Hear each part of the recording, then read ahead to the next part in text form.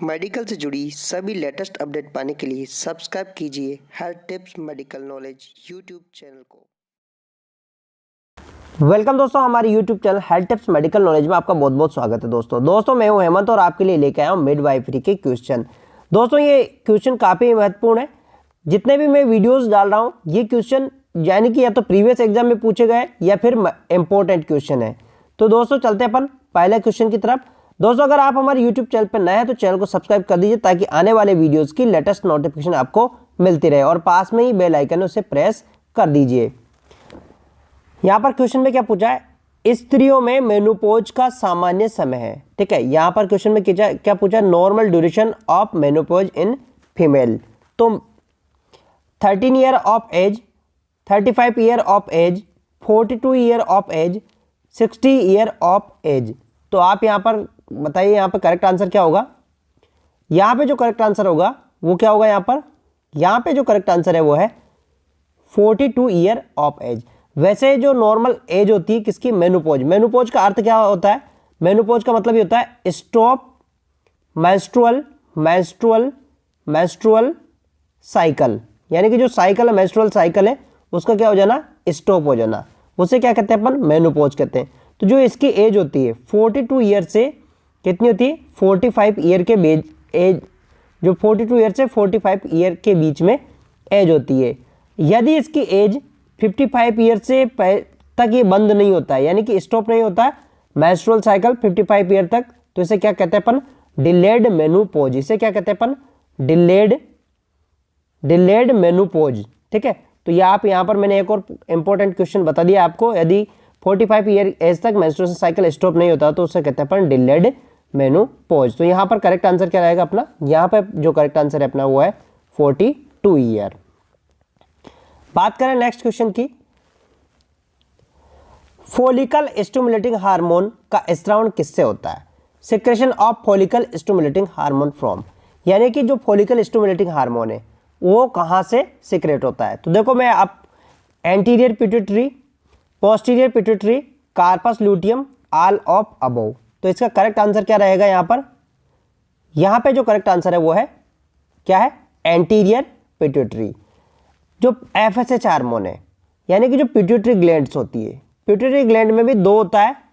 ठीक है, एक तो एंटीरियर पार्ट होता है, एक होता है पोस्टीरियर पार्ट। ये पोस्टीरियर पार्ट है यानी कि पीछे वाला हिस्सा, एंटीरियर पार्ट यानी कि आगे वाला हिस्सा। अब यहाँ पर जो एंटीरियर पार्ट होता है इससे जो बात करें तो बहुत सारे हार्मोन्स सिक्रेट होते हैं एंटीरियर पार्ट से, और पोस्टीरियर पार्ट से सिर्फ ओनली 2 हार्मोन सिक्रेट होते हैं। उनका नाम मैं आपको बताता हूँ, एक तो है ऑक्सीटोसिन। ठीक है, ऑक्सीटोसिन है, दूसरा हार्मोन है वो है ADH। ठीक है, ADH एंटी डायूरेटिक हार्मोन। ये 2 ही हार्मोन पोस्टीरियर पिट्यूटरी ग्लैंड से सिक्रेट होते हैं, बाकी जितने भी हार्मोन है वो किससे सिक्रेट होते हैं, एंटीरियर पिट्यूटरी ग्लैंड से। तो यहाँ पर जो करेक्ट आंसर रहेगा वो रहेगा अपना यहाँ पर क्या रहेगा, अपना यहाँ पर रहेगा एंटीरियर पिट्यूटरी ग्लैंड। और इसका काम क्या होता है मैं आपके नॉलेज के लिए बता देता हूँ। FSH का काम क्या होता है, ये क्या काम करता है, ये ओवेरी के ऊपर काम करता है। किसके ऊपर काम करता है, ये ओवेरी के ऊपर काम करता है। और किसको स्टिमुलेट करता है, ये फॉलिकल को स्टिमुलेट करता है, यानी कि जो फॉलिकल्स होते हैं उसे क्या करता है, ये स्टिमुलेट करता है। ठीक है, स्टिमुलेट करता है। ठीक है, और ओवम बनवाता है। तो यहां पर करेक्ट आंसर है वो अपना है पहला वाला। नेक्स्ट बात करें अपन, मानव प्लेसेंटा की सामान्य आकृति होती है, common shape of human placenta. यहां पर पूछा है कि जो ह्यूमन प्लेसेंटा है उसकी शेप कैसी होती है, rounded, discoid shape, triangular shape, no specific shape.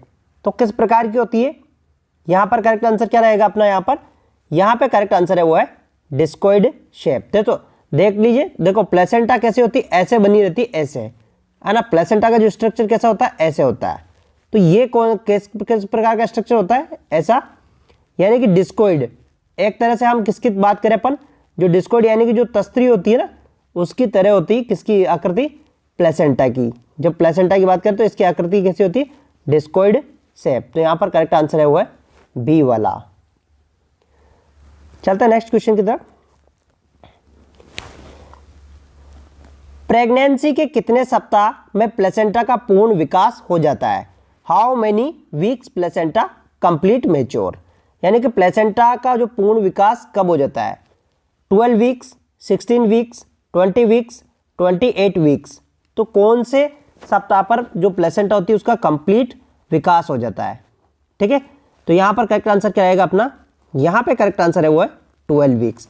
देखो जो प्लेसेंटा होती है, प्लेसेंटा का जो कंप्लीट मैच्योरेशन होता है वो कितना होता है? 12 वीक्स या फिर बात करें अपन तो 3 मंथ। कितना? 3 मंथ।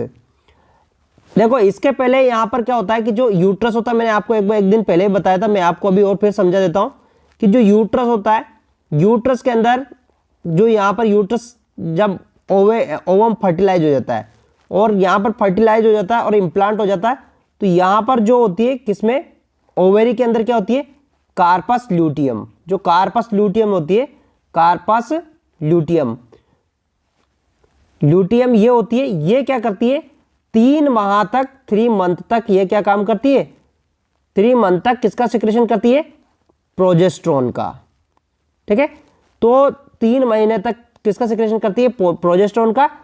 यानी कि 3 महीने का टाइम लगता है किसको? प्लेसेंटा को बनने में। फिर 3 महीने बाद प्रोजेस्टेरोन का सिक्रेशन कौन करने लग जाती है? प्लेसेंटा। तो यहां पर करेक्ट आंसर क्या रहेगा अपना? 12 वीक्स। चलते हैं नेक्स्ट क्वेश्चन। प्लेसेंटा गर्भाशय की कौन सी सतह से अलग होती है? The placenta is separated from which layer of uterus. Uterus की कौन सी सतह से मतलब सेपरेट होती है? जब लेबर हो जाती है तो उसके बाद जो प्लेसेंटा निकलती है ना, तो कौन सी लेयर से निकलती है? डेसिडुआ स्पोंजियम, ठीक है, decidua capsularis, decidua vera, none of these. ठीक है, तो यहां पर जो करेक्ट आंसर है वो है डेसिडुआ स्पोंजियम। यानी कि जो डेसिडुआ की जो लेयर होती है, डेसिडुआ क्या होती है? जो यूट्रस होता है उसकी इंटरनल जो लेयर होती है, ठीक है, उसकी इंटरनल लेयर को जो होती है गर्भाशय के दौरान, उसे डेसिडुआ क्या कहा जाता है। और इसमें भी डेसिडुआ स्पोंजियम, यानी कि जो डेसिडुआ स्पोंजियम होती है वहां से सेपरेट होती है कौन? प्लेसेंटा। नेक्स्ट क्वेश्चन की बात करें अपन, ओरल कॉन्ट्रासेप्टिव पिल्स किन अवस्थाओं में प्रतिबंधित है? Oral contraceptive pills contraindicated in which. ठीक है, जो ओरल कॉन्ट्रासेप्टिव पिल्स होती है जैसे कि माला एन, ठीक है, माला एन है या फिर माला डी है, ये किन अवस्थाओं में कॉन्ट्रा इंडिकेटेड है? Hypertension, thrombophlebitis, family history of CAD, all of above condition. तो यहां पर करेक्ट आंसर क्या रहेगा? यहां पे जो करेक्ट आंसर रहेगा वो रहेगा अपना ऑल ऑफ अबव। यदि फैमिली में उच्च रक्तचाप की प्रॉब्लम हो या फिर थ्रोम्बोफ्लेबाइटिस की प्रॉब्लम हो या फिर CAD की बात करें, CAD आप जानते हो, CAD नहीं जानते हो मैं बताता हूं। CAD का मतलब होता है कोरोनरी आर्टरी डिजीज। ठीक है, कोरोनरी आर्टरी डिजीज, CAD का मतलब होता है कोरोनरी आर्टरी डिजीज। यानी कि जो हार्ट होता है, जो हृदय होता है, उसकी जो आर्टरी की जो प्रॉब्लम्स होती है उसे कहते हैं अपन CAD।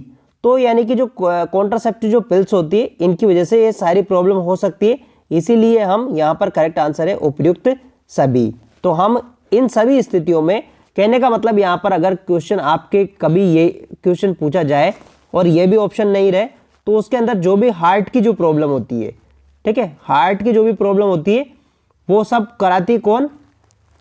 Oral contraceptive pills. तो जो इस कंडीशन अगर दे रखा है तो हमारे यहाँ पर करेक्ट आंसर रहेगा वो रहेगा ऑल ऑफ अबव कंडीशन। बात करें नेक्स्ट क्वेश्चन की, निम्न में से कौन सा हार्मोन प्लेसेंटा द्वारा स्रावित नहीं होता है? Which hormone not secreted from placenta. जो प्लेसेंटा होती है उससे कौन सा हार्मोन नहीं स्रावित होता है? Estrogen, progesterone, HCG, testosterone. तो यहां पर बात कर रहे थे अपन प्लेसेंटा की, जो कि मैंने अभी आपको इमेज में बताया था। जो प्लेसेंटा होती है जहां तक से बेबी जुड़ा रहता है उसे कहते हैं अपन प्लेसेंटा। अम्बिलिकल कोड से जो यूट्रस के अंदर रहता है उसे कहते हैं अपन प्लेसेंटा। ऐसे है, तो जो प्लेसेंटा से कौन कौन से हार्मोन स्रावित यानी कि इनमें से कौन सा हार्मोन स्रावित नहीं होता है। तो यहाँ पर करेक्ट आंसर है वो है टेस्टोस्टेरोन। देखो प्लेसेंटा से क्या होता है, प्लेसेंटा से एस्ट्रोजन भी होता है, प्रोजेस्टेरोन भी होता है, एचसीजी भी होता है, ठीक है, लेकिन टेस्टोस्टेरोन नहीं होता है। तो यहाँ पर लेकिन नहीं पूछा है, तो हमारा करेक्ट आंसर रहेगा कौन सा रहेगा अपना यहाँ पे जो करेक्ट आंसर रहेगा वो रहेगा अपना डी वाला।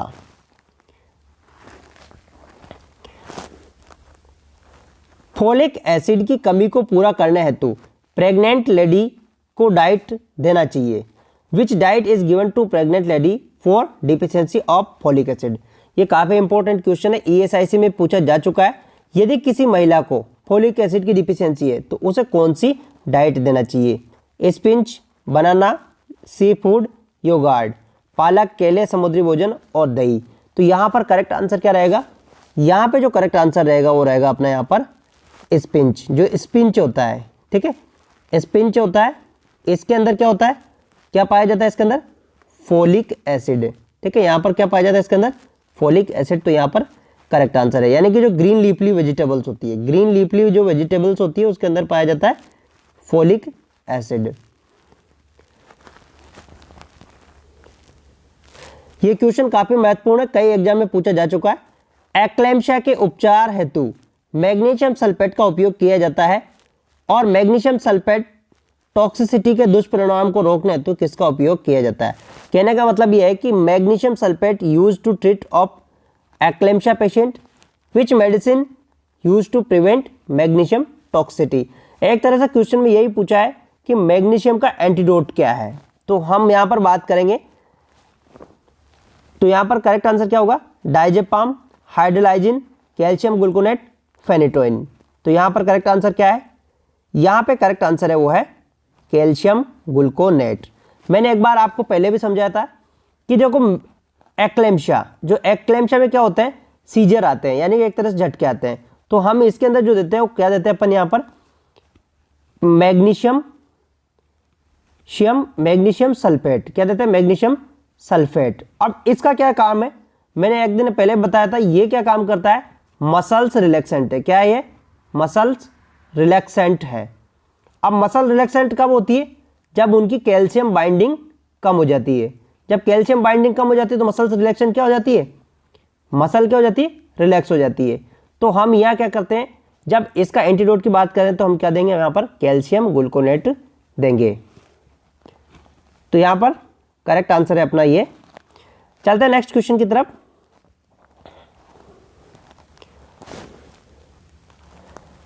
प्लेसेंटा प्रीविया का लक्षण है। Symptom of placenta previa, painless vaginal bleeding, uterine tightening, dull low back pain, intermittent back pain. तो यहाँ प्लेसेंटा प्रीविया का लक्षण कौन सा है, तो यहाँ पर करेक्ट आंसर क्या होगा, पेनलेस वेजाइनल ब्लीडिंग। देखो क्वेश्चन में पूछा प्लेसेंटा प्रीविया। जो प्लेसेंटा प्रीविया क्या होती है कि जो प्लेसेंटा होती है नॉर्मली कहाँ पर लगती है, जो फंडस के यहाँ पर होती है, क्या, प्लेसेंटा। नॉर्मली यहाँ पर फंडस पे होती है, क्या होती है, प्लेसेंटा। लेकिन जब ये अबनॉर्मल रूप से कहीं भी अटैच हो जाती है यूट्रस में, चाहे लोअर पोल पर हो जाती है या फिर लोअर पोल पर हो जाती है, कहीं भी अटैच हो जाती है, तो उसकी वजह से क्या होने लगता है, ब्लीडिंग होने लगता है, और उसे क्या कहते हैं अपन, प्लेसेंटा प्रीविया। क्या कहते हैं उसे अपन, प्लेसेंटा प्रीविया। तो यहाँ पर करेक्ट आंसर रहेगा वो पेनलेस वेजाइनल ब्लीडिंग। इसके अंदर क्या होता है, पेन नहीं होता है।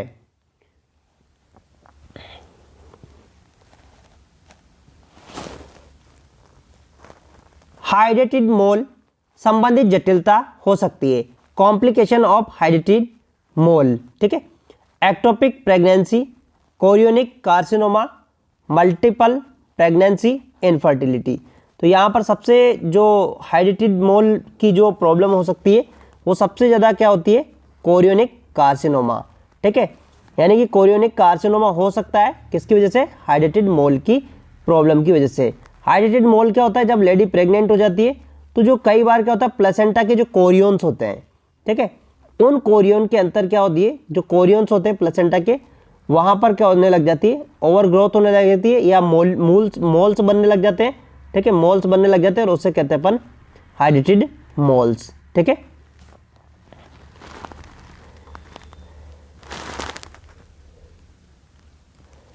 प्रोस्टाग्लैंडिन जेली का प्रयोग प्रसव के पहले किया जाता है, ठीक है।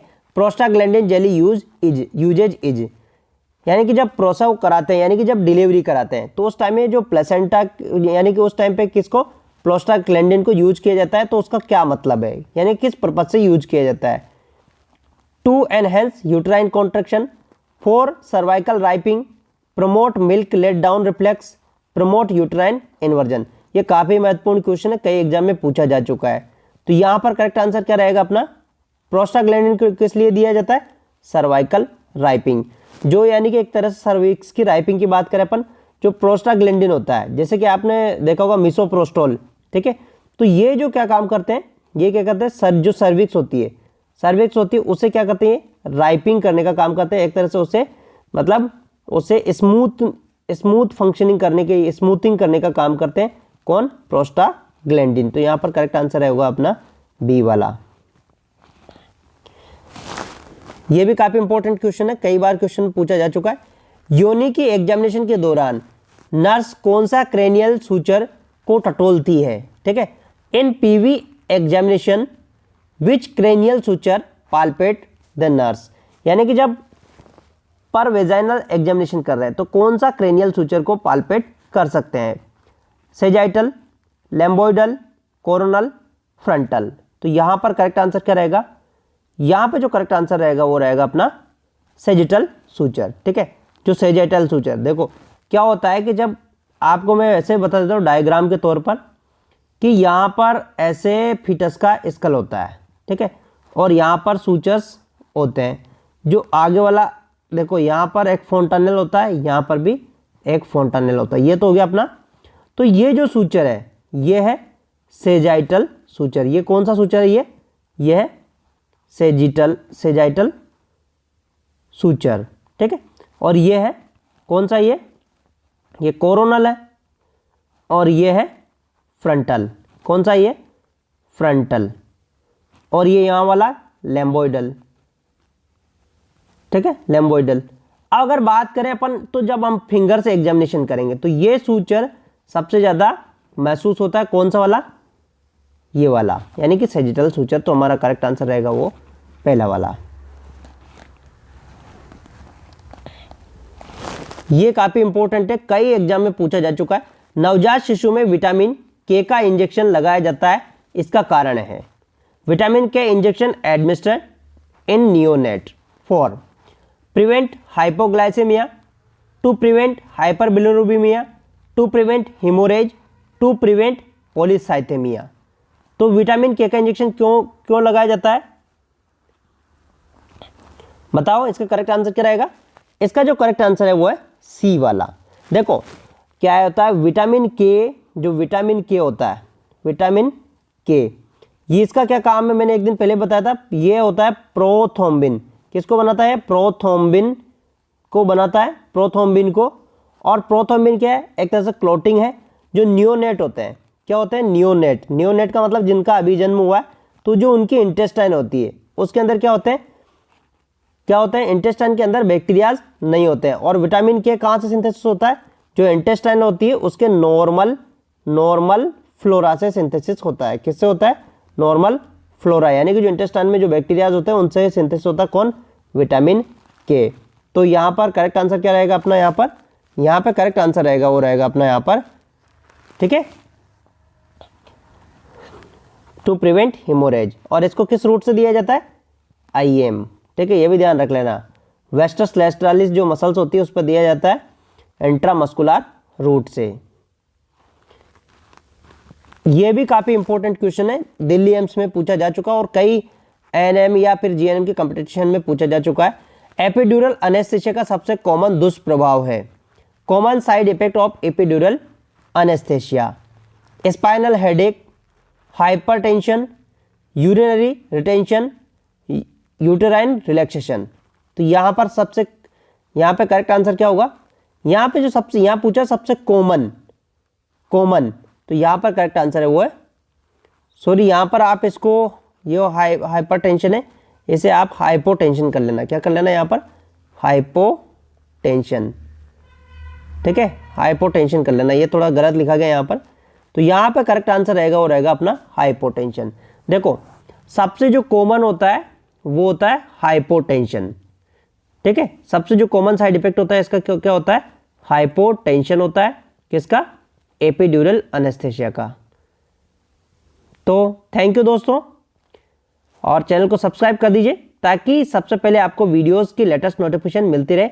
अगर दोस्तों आप इसका पीडीएफ डाउनलोड करना चाहते हैं तो हमारे वेबसाइट पर जाकर आप वहां से इसका पीडीएफ भी डाउनलोड कर सकते हैं। तो थैंक यू दोस्तों।